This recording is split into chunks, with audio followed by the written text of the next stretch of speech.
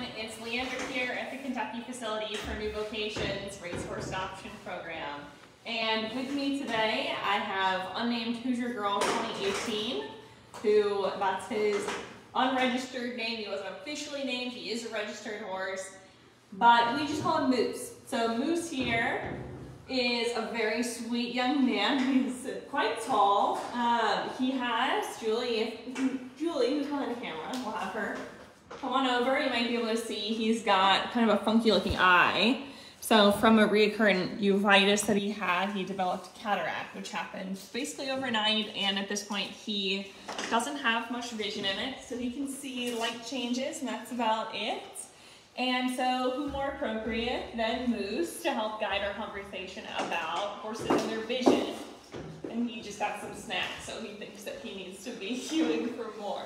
But Moose here, like many horses, has vision that is worse than human vision on average. So horses, like if we were saying that the normal human vision, we know that that varies, just like with horses, it can be short-sighted or nearsighted rather, and horses in general. So if we say humans have 20/20, and that's what we're saying is like the average or normal for humans, then horses have between 20/30 and 20/60 vision. So what that means, if you need sort of a point of reference as to how to understand that, is that if you and I have the same understanding from our vision of what we can see as far as details 20 feet away, then he would need to be 3 times that distance at 6. So what I can see at 60 feet, he would have to be at 20 feet to see. So it might be a little bit confusing terminology, but we have around 200% better vision,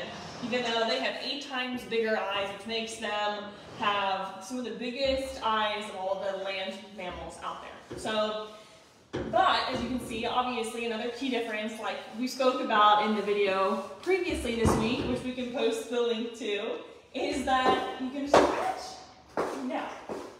That because horses were designed as prey animals as opposed to humans who were predators with the smaller eyes, the front of our face, and they're very good at catching details, which enables us to do things like read a book or recognize detail up close.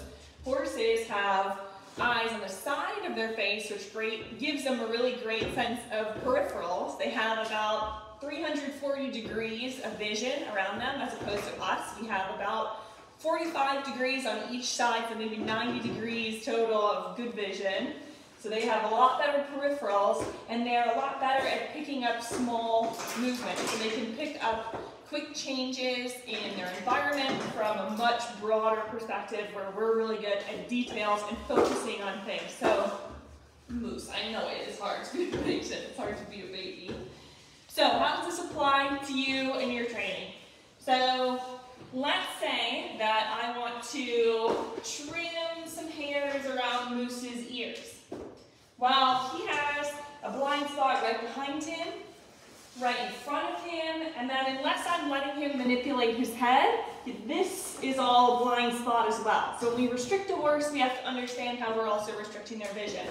Now, if I came up, so you're petting a horse who you've never met before, or just they were sleeping, or just any sort of idling, but if I come up and my hand's here, and then all of a sudden it's here, that might startle a horse, and that's understandable. I mean, imagine you had something crawling on your head, which is a blind spot for us. It would be normal to be concerned about that and to want to rush away or be startled by that.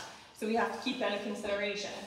So say that I'm grooming Moose and I just want to trim his ears, and I come up and I just grab his ears. Well, Moose here is a really good citizen and is going to, as you can see, doesn't really mind having his ears handled, which is one of the reasons we call him Moose.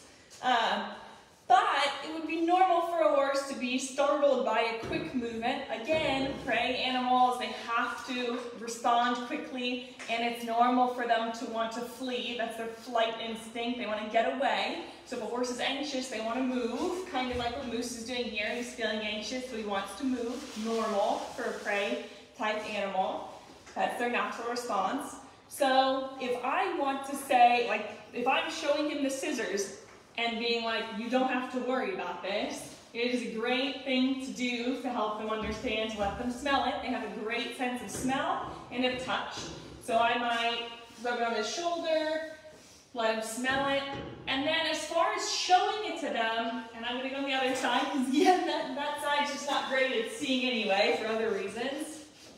If I want to show him an object, I'm going to go a couple feet out and I'm going to hold it there. He's a little distracted right now and Moose doesn't really mind, but if you have a horse who's scared of something, hold it a couple feet out and then hold it there and wait, because whereas we have a muscle that's pretty strong in our eye that allows us to focus on things, theirs is very weak. So when you focus, it flexes the muscles in your eye will actually flex the lens in your eye.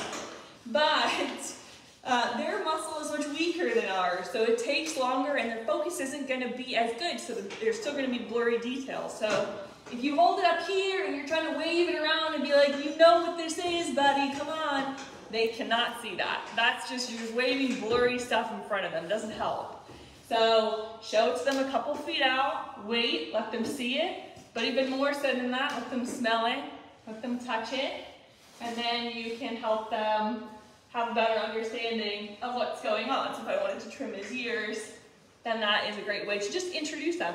But just like, maybe it's not scissors, maybe it's a light spot on the ground, same sort of thing. If you're approaching it straight on, that's their blind spot. So whereas we tend to think like that as people, and that makes sense to us, that doesn't make any sense to them.